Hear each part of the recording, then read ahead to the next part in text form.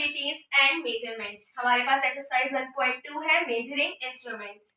सबसे पहले हम थोड़ा सा रीड आउट कर लेते हैं, देन आपको एक्सप्लेनेशन देंगे। Measuring instruments, physics is much concerned with matter and energy and the interaction between them, which is explained with the help of describing the mathematically relations between various physical quantities।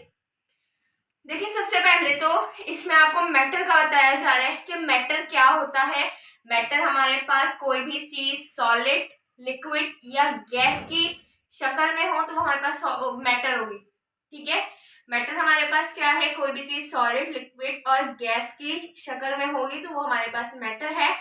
और इसी तरह हमारे पास energy की काफी sources हैं, यानी mechanic energy, electrical energy, sound energy, heat energy, ये सारी एनर्जीज। अब हमें फिजिक्स में क्या पढ़ने को मिलेगा, जैसे अब हमें फिजिक्स, इन लोगों ने इसमें क्या लिखा हुआ है कि मैटर और एनर्जी जब आपस में मिलेंगे, जब उनका इंटरेक्शन होगा, उनका जो आपस में रिलेशन होगा, जो आपस में उनका ताल्लुक होगा, ये सब कुछ हमें इस फिजिक्स में जानने को मिलेगा, जैसे इन्होंने लिखा हुआ है। और इसके अंदर देखिए, सबसे अहम बात, आप किसी भी एनर्जी को, किसी भी चीज का एनर्जी को आप पहचानते कैसे हैं, किसी भी चीज का नेचर आप कैसे पहचानते हैं। अच्छा, अब आपने एनर्जी के बारे में जानना है तो आपने एनर्जी का किस तरीके से अंदाजा लगाना है, किस तरीके से एनर्जी को मतलब पहचानना है, एनर्जी के नेचर को किस तरह पहचानना है। अगर आप किसी ठंडी चीज को अपने हाथ में लेंगे, फॉर एग्जांपल आइस क्यूब वगैरह, जैसे मैंने लास्ट लेक्चर में एग्जांपल दी थी, उसे आप अपने हाथ में रखेंगे तो आपको कोल्ड महसूस होगी, आपको उसका नेचर पता चलेगा कि वो ठंडी है। इसी तरह मैंने मिटेल की बॉल की भी दी थी, अगर वो हीट वाली जगह पे रखी हुई आप उसे पकड़ेंगे तो आपको हीट एनर्जी पता चलेगी, उसका टेम्परेचर पता चलेगा, उसका नेचर पता चलेगा। इसी तरह हमारे पास लेंथ होती है, आप लेंथ को एक जगह देखेंगे, लेंथ का नेचर देखेंगे कि वो कितनी लंबी है। ठीक है, और इसी तरह आपके पास कोई मास है तो आपको उसका कैसे पता चलेगा, उसका आपको वजन किस तरह पता चलेगा, उसका भी एक अपना एक नेचर है। ठीक है, मास को आप उठाएंगे तो आपको हैवी फील होगा, उसका भी एक अपना नेचर है। इसी तरह टाइम का भी नेचर है कि टाइम गुजरता है, जैसे एक दिन, 2 दिन या कुछ घंटे बाद, कुछ टाइम बाद, कुछ दिनों बाद, कुछ महीनों बाद। ठीक है, टाइम का भी एक अपना एक नेचर होता है। ठीक है, अब इन्होंने इसमें क्या बोला है, देखिए फिजिकल क्वांटिटीज के बारे में आगे इन्होंने बोला है। फिजिकल क्वांटिटीज हमारे पास कौन कौन सी होती हैं। फिजिकल क्वांटिटीज हमारे पास वेलोसिटी, एक्सेलरेशन, लेंथ, मास, टाइम, सारी हमारे पास फिजिकल क्वांटिटीज होती हैं। ठीक है, इन्होंने बेसिकली फिजिकल क्वांटिटीज को 2 जगह डिवाइड कर दिया है, 2 टर्म्स में डिवाइड कर दिया है। कौन कौन सी, fundamental quantities and derived physical quantities. ठीक है, यहाँ पे आप लोगों को एक चार्ट नजर आ जाएगा जो मैं आप लोगों के लिए लगा दूंगी। Fundamental quantities and derived fundamental quantities and derived physical quantities. Fundamental quantities आपको बहुत आसानी होगी ये समझने में कि फंडामेंटल क्वांटिटीज वो क्वांटिटीज होती हैं जो इंडिपेंडेंट होती हैं। ठीक है, यानी वो बुनियादी तौर पर होती हैं, उसे किसी और दूसरी एनर्जी या किसी और की हेल्प या किसी और के फोर्स की जरूरत नहीं होती। फंडामेंटल क्वांटिटीज एक बेस्ड क्वांटिटीज होती हैं, जो हम इस चार्ट में पढ़ते हैं कि हमारे पास कौन कौन सी है। ऐसा देखें, यहाँ पे फंडामेंटल क्वांटिटीज आपको एक जगह लिखी हुई नजर आ रही होंगी और उसी के सेकंड ब्रैकेट में लिखा होगा SI unit. SI unit mean system international unit. ठीक है, और उसके बाद लिखा होगा सिंबल्स ऑफ यूनिट। ठीक है, तो अब हम लोग आगे इस चार्ट को फर्दर डिस्कस करते हैं। तो हमारे पास फर्स्ट है लेंथ।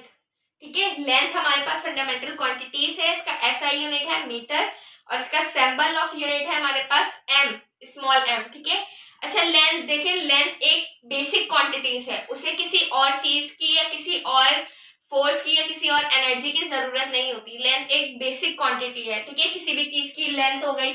आगे हम इसके मेजरिंग इंस्ट्रूमेंट्स भी बताएंगे कि लेंथ को नापने के लिए या लेंथ को मेजर करने के लिए कौन से इंस्ट्रूमेंट्स यूज होते हैं। ठीक है, फर्स्ट हमारे पास है लेंथ। ठीक है, लेंथ हमारे पास फंडामेंटल क्वांटिटीज में आती है। वो क्यों आती है, क्योंकि उसे किसी भी फोर्स या किसी दूसरी एनर्जी की नीड या जरूरत नहीं होती। ठीक है, फंडामेंटल क्वांटिटीज में लेंथ आती है क्योंकि वो एक बेसिक, वो एक इंडिपेंडेंट क्वांटिटी है। ठीक है, उसको किसी दूसरी चीज, किसी दूसरी एनर्जी, किसी दूसरी फोर्स की जरूरत नहीं होती। और इसी तरह इसका SI यूनिट भी मीटर में नापा जाता है। ठीक है, यानी सिस्टम इंटरनेशनल यूनिट वो होते हैं जो इंटरनेशनली बोले जाते हैं। ठीक है, क्योंकि पहले के जमाने में अगर आप जाएं देखें, यहाँ पे अगर मीटर बोला जाता है, अगर किसी दूसरे मुल्क में हम जाकर मीटर मीटर करेंगे, और अगर वहां पे कुछ और उसका नाम हुआ, कुछ और यूनिट में उसको मेजर करते हुए, तो काफी प्रॉब्लम्स होंगी हमें। हम जाके बोलेंगे कि हमें इतने लीटर्स पेट्रोल डाल दो, जैसे हम बोलते हैं यहाँ पे कि 1 लीटर 2 लीटर, और वहां पे अगर ये वाला यूनिट नहीं यूज होता हुआ तो उनकी हमारी समझ नहीं आएगी, हमें उनकी समझ नहीं आएगी। ठीक है, हमारी समझ नहीं आएगी और हमें उनकी समझ नहीं आएगी। इसीलिए सिस्टम इंटरनेशनल यूनिट्स कुछ निकाले हुए हैं जो पूरे इंटरनेशनली तौर पर बोले जाते हैं। ठीक है, इसकी वजह से अगर हम किसी दूसरे मुल्क में जाके बोलेंगे कि हमें 1 लीटर पेट्रोल डाल दें तो उनकी भी समझ आ जाएगा। ठीक है, क्योंकि वो इंटरनेशनल यूनिट्स है जो यहाँ भी बोले जाते हैं और दूसरे ममालिक में भी बोले जाते हैं। अच्छा, मीटर या ऐसा यूनिट है इसका मीटर, और सिंबल है इसके पास एम। ठीक है, सिंबल मींस जो हम न्यूमेरिकल्स में सॉल्व करते हैं, न्यूमेरिकल्स में हम इसके ऐसा यूनिट नहीं लिखते बल्कि हम इसके सिंबल्स लिखते हैं। ठीक है, और सेकेंड है हमारे पास मास। मास यानी कोई भी चीज का वजन, जैसे हमारे पास आटा है, ठीक है, तो इसका भी एक वजन होगा, और आटे का ऐसा यूनिट, जैसे मास का ऐसा यूनिट क्या है, किलोग्राम। किलोग्राम इसका ऐसा यूनिट है, सिस्टम इंटरनेशनल यूनिट है, और इसका सिंबल्स क्या होता है, केजी। ठीक है, तो न्यूमेरिकल्स में हम इसे यानी मास को केजी, किलोग्राम केजी से हम रिप्रेजेंट करेंगे, किलोग्राम पूरा नहीं लिखेंगे। ठीक है, हमारे पास सिंबल्स क्या होगा, केजी। और थर्ड हमारे पास है टाइम। सही है, टाइम भी एक ऐसा यूनिट, टाइम भी एक फंडामेंटल क्वांटिटी है। टाइम को भी किसी चीज की जरूरत नहीं होती, वो खुद ही आता है और खुद ही गुजर कर चला जाता है। ठीक है, तो टाइम एक बुनियादी क्वांटिटी है, टाइम एक फंडामेंटल क्वांटिटीज है, और इसका ऐसा यूनिट सिस्टम इंटरनेशनल यूनिट है इसका सेकेंड। ठीक है, ये देखें मिनट्स और आवर्स और ये सब कुछ बहुत बाद में आता है, पहले आते हैं सेकेंड्स। तो इसका ऐसा यूनिट जो है वो सेकेंड है, और इसका सिंबल जो है वो है एस हमारे पास। ठीक है, यानी हम न्यूमेरिकल्स में एस से रिप्रेजेंट करेंगे। हमारे पास फोर्थ है इलेक्ट्रिक करंट। इलेक्ट्रिक करंट भी एक फंडामेंटल क्वांटिटीज में से है, जिसका ऐसा यूनिट है एम्पायर, और इसका सिंबल्स है ए। ठीक है, तो कभी भी अगर हमें इसे रिप्रेजेंट करना होगा तो हम ए से न्यूमेरिकल्स में रिप्रेजेंट करेंगे। उसके बाद हमारे पास फिफ्थ है टेम्परेचर। टेम्परेचर देखें यानी किसी भी चीज का ठंडा गर्म महसूस होना। ठीक है, ये टेम्परेचर ही कहलाता है। कोई भी चीज आपने पकड़ी वो ठंडी है, कोई भी चीज आपने पकड़ी वो गर्म है, तो आपको इसका टेम्परेचर फील होगा, और इसका ऐसा यूनिट है केल्विन। ठीक है, इसका ऐसा यूनिट है केल्विन, इसका सिंबल्स है के। ठीक है, उसके बाद हमारे पास 6 है अमाउंट ऑफ सब्सटेंस। अच्छा, अमाउंट ऑफ सब्सटेंस क्या होता है, जैसे हमारे पास हाइड्रोजन और ऑक्सीजन वगैरह की जितनी भी अमाउंट होती है उसे हम बोलते हैं अमाउंट ऑफ सब्सटेंस। ओके, और इसको ऐसा यूनिट है मोल, और इसको यानी सिस्टम इंटरनेशनल यूनिट जो है वो है मोल, और इसका सिंबल जो है वो है मोल। ठीक है, MOL मोल। इसका ऐसा यूनिट है MOLE मोल, लेकिन इसका सिंबल जो है वो है MOL मोल, सिंबल में ई नहीं लगता। ओके, उसके बाद लास्ट है हमारे पास लुमिनियस इंटेंसिटी। इसकी ऐसा यूनिट सिस्टम इंटरनेशनल यूनिट है कैंडिला, और इसका सिंबल्स है CD। ठीक है, अच्छा ये क्या होती है, ये इसका मतलब है शिद्दत। ठीक है, इसका बेसिकली जो मीनिंग है इसका मतलब है शिद्दत। कोई भी काम, कोई भी चीज, कोई भी एनर्जी कितनी शिद्दत के साथ मूव कर रही है, कितनी शिद्दत के साथ मोशन कर रही है, ये सब हम इसमें पढ़ते हैं। ठीक है, और ये भी एक फंडामेंटल क्वांटिटीज में से एक है। ठीक है, आप लोगों को मैंने फंडामेंटल क्वांटिटीज जो थी वो मैंने आपको बता दी है। अब हम चलते हैं ड्राइव क्वांटिटीज में।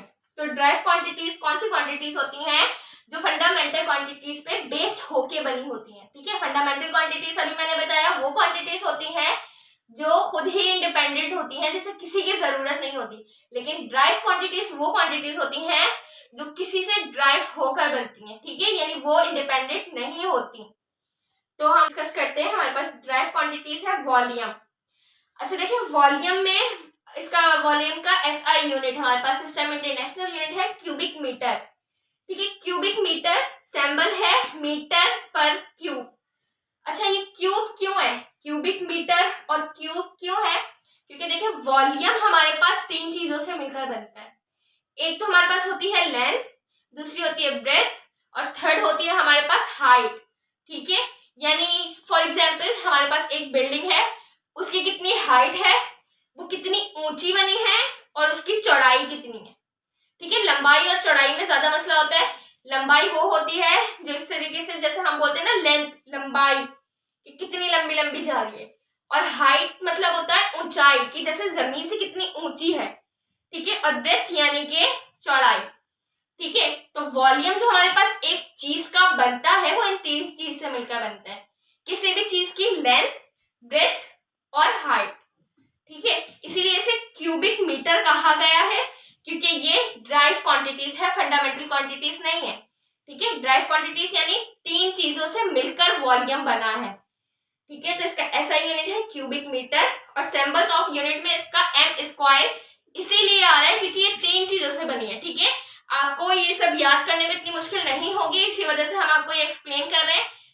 सिंबल इसका m square, m cube, symbol इसका m क्यूब इसीलिए है क्योंकि ये तीन चीजों से मिलकर बनी है, ठीक है। तो अब हम पढ़ते हैं इसकी सेकेंड क्वांटिटी जो है वेलोसिटी, ठीक है। वेलोसिटी भी दो चीजों से मिलकर, दो क्वांटिटीज से ड्राइव होके फिर बनी है, यानी मीटर एंड सेकेंड। यानी मीटर हमारे पास लेंथ आ गई, सेकेंड हमारे पास टाइम आ गया, ठीक है।